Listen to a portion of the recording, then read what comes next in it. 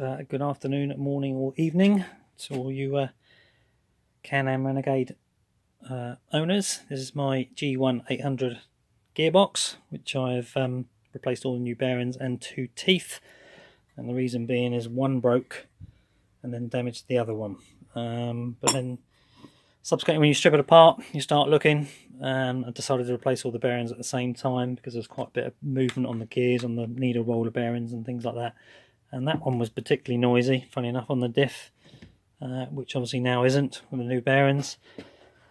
All comes apart quite easy. These actually just slide off. They're not even an interference fit on that shaft. You can just literally pull them off and pull them back on.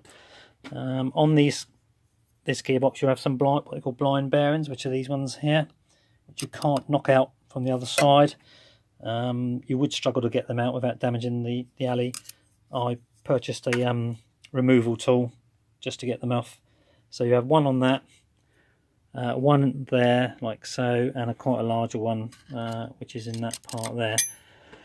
I thought it was relatively straightforward, not too complicated as far as gearboxes go.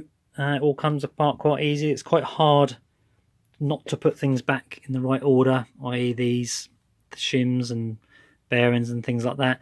Simply, everyone knows, just you take them off, lay them down. Alternatively, I happen to download this, which just shows it nicely on there. Shows it in 2 parts. That's the gearbox and components, and this is the gearbox and output shaft.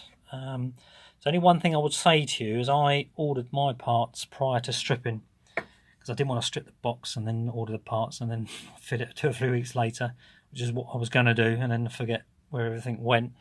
Is this particular bearing here, which is that one there, is shown as number 4 on the gearbox output shaft. I ordered one of those, and I also ordered this one here, number 34, which is in, I don't know if you can quite get it, I don't know if it's going to go in focus quite so much, but that's under the gearbox as number 34. That, in fact, the same part number is because it's the same bearing. You don't need 2 of them. You don't need that one and that one. You just need one. It's slightly misleading, that. So I've got a spare one if anyone wants one. But that's it all back together, like so. The only other thing that you need to do is, when you put it all back together, is line those 2 bits up there, which is that little groove there and that little notch there. It means it's now in neutral. So obviously when you put it all back together, when you slot your bits and pieces on and your gear levers in neutral, and it all should line up. I have moved it like that. It's a little bit tricky when it's stationary to do it with one hand, but if I spin it and then do that, take the pressure off there slightly, it all slots up and down really nice and easy. So that's it, ladies and gentlemen, and Dow, who's been stalking me. That's the G1 gearbox engine. I've got to put it all back together and maybe do a video when it's all back in and up and running. Cheers for now.